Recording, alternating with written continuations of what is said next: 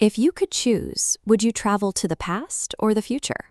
We treat time travel as science fiction, but you are traveling in time right now, at a rate of exactly 1 second per second. For centuries, people followed Isaac Newton's model of the universe. Newton argued that time was a rigid, universal ruler. He believed a clock ticked at the exact same rate for everyone, everywhere in the cosmos. In 1905, Albert Einstein proved that model wrong. He realized that space and time are linked together into a single, flexible fabric. Heavy objects like stars and planets actually stretch and compress this grid, making time itself pliable. Because time is flexible, traveling through it at different rates is a matter of physics. How fast time passes depends entirely on how you move through this fabric. Time is not a ticking clock we are trapped inside. It is a physical dimension we navigate, and while we can move through it, the universe heavily favors one direction. To travel forward in time, you rely on the mechanics of special and general relativity. If you move very fast through space, or if you get very close to a source of intense gravity, your personal passage of time slows down compared to the people around you. Scientists proved this by putting highly accurate atomic clocks onto commercial airplanes. After flying around the world, the clocks on the moving planes returned slightly behind identical clocks left on the ground. The passengers had traveled fractions of a second into the future. We use this exact math every day. This is a GPS satellite launching into orbit, a piece of real-world hardware that requires time travel calculations to function. This diagram shows the conflicting physical forces acting on that satellite. On the left, the satellite orbits at 8,700 miles per hour, which slows its clock down. But on the right, it sits 12,550 miles above Earth's surface. Up there, gravity is much weaker, which speeds the clock up by a larger fraction. The final net result is that the satellite's clock runs slightly faster than ours on the ground. Engineers write Einstein's relativity equations directly into the GPS software to correct this discrepancy.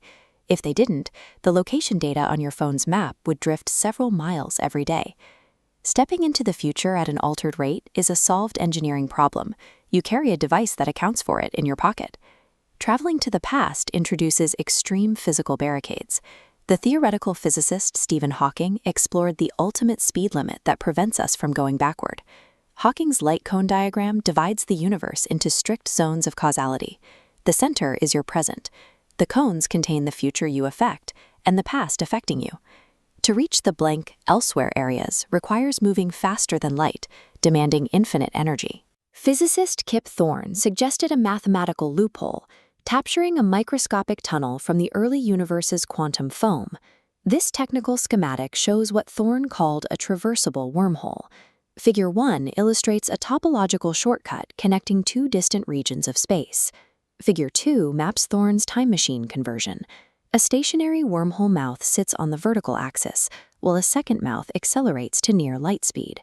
Tracing backward against the time axis, a traveler entering the returning mouth exits in the past, completing a closed time-like curve.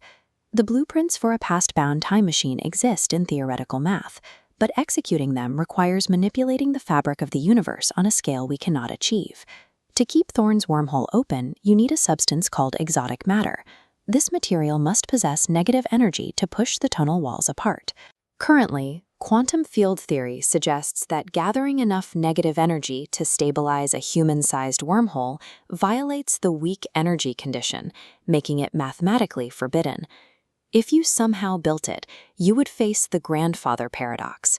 Traveling back to alter an event in your own timeline creates a logical loop that threatens to destroy causality, the rule that a cause must strictly precede its effect.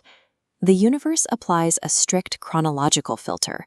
It mathematically accounts for and permits our travel into the future, but it violently guards the past with quantum instability and paradoxes. Time travel is a one-way street. We cannot build a machine to fix our past, but the physics of our universe guarantees we are perfectly